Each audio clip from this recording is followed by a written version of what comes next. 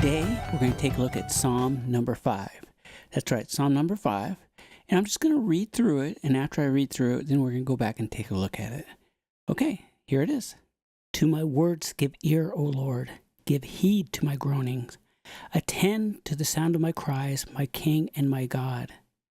It is you whom I invoke, O Lord. In the morning you hear me. In the morning I offer you my prayer, watching and waiting.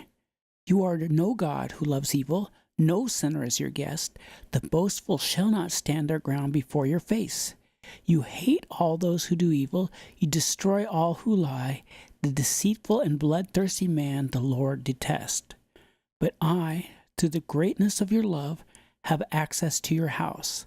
I bow down before your holy temple filled with awe. Lead me, Lord, in your justice because of those who lie in wait. Make clear your way before me. No truth can be found in their mouths. Their heart is all mischief, their throat a wide open grave, all honey their speech. Declare them guilty, O God. Let them fail in their designs. Drive them out for their many offenses, for they have defied you. All those you protect shall be glad, and ring out their joy. You shelter them. In you they rejoice, those who love your name. It is you who bless the just man, Lord. You surround him with favor as with a shield. Okay, that's Psalm number 5.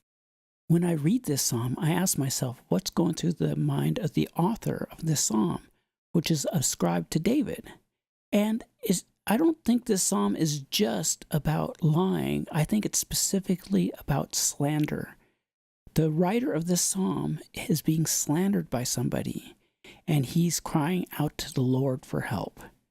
So I went and I was looking through Samuel, and I got to 2 Samuel to look at a time when David himself was being slandered. So I'm going to 2 Samuel, chapter 15, verse 1. In the course of time, Absalom provided himself with a chariot and horses and with 15 men to run ahead of him. He would get up early and stand by the side of the road leading to the city gate. Whenever anyone came with a complaint to be placed before the king for a decision, Absalom would call out to him, "What town are you from?" He would answer, "Your servant is from one of the tribes of Israel." Then Absalom would say, "Look, your complaint is valid and proper, but there is no representative of the king to hear you." And Absalom would add, "If only I were appointed judge of the land," if only I was in charge, basically, "then everyone who has a complaint or a case could come before me, and I would see that they receive justice." So he's basically saying, oh, the king, he doesn't want to hear you, but if only they made me king or judge, as they called it sometimes, then, I would make a much better ruler than David. And then we find out later on at verse 7, at the end of 4 years. So he did this for 4 years, and you have to believe that it got back to David that he was being slandered in this way. So I think that's what this psalm is about. So let's take a look at some verses. The first part of this psalm is simply David calling out for help to the Lord. To my words give ear, O Lord. Give heed to my groaning. And it basically goes on from there. The most interesting part, it talks about, in the morning. In the morning you hear me. In the morning I offer you my prayer, watching and waiting. And I think we can relate to that those of us who start the day off with a prayer. And then from there, he goes on to describe God. You are no God who loves evil. No sinner is your guest. The boastful shall not stand their ground before your face. You hate all that do evil, and you destroy all who lie. And I think that verse is the key. After this, he then describes himself.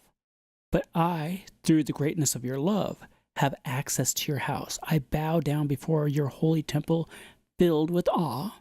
And we should stop there and say that not everybody agrees that this is a Psalm of David, and that verse is why. Because when David was alive, there was no temple. It was actually Solomon who built the temple. So if you hear about somebody saying, well, maybe David didn't write Psalm 5, it's this verse that is why. Now we come to the part of the psalm which I consider the heart of the psalm. No truth can be found in their mouths.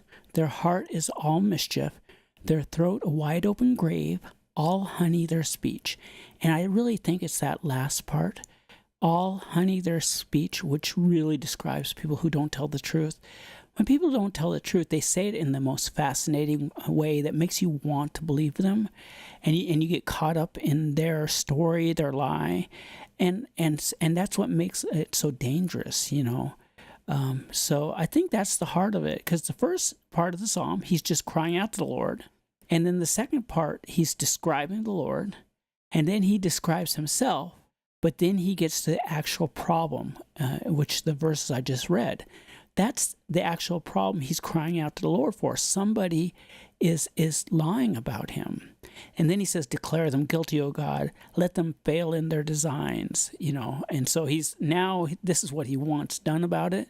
And then finally, the psalm ends with, it is you who bless the just man, Lord. You surround him with favor, and with favor as with a shield.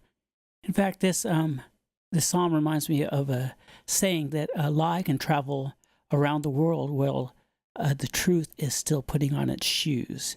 And basically, what's great about these psalms is they're universal. If you've ever had anybody lie about you or slander you or say something about you, which was very negative, but people still listened to it and believed it, and you're like, how could you believe that of me? Well, you know, Psalm number 5 is about that. You know, these psalms written thousands of years ago are still relevant today, you know, and that's what's great about great poetry, and it's also great about the Bible as well.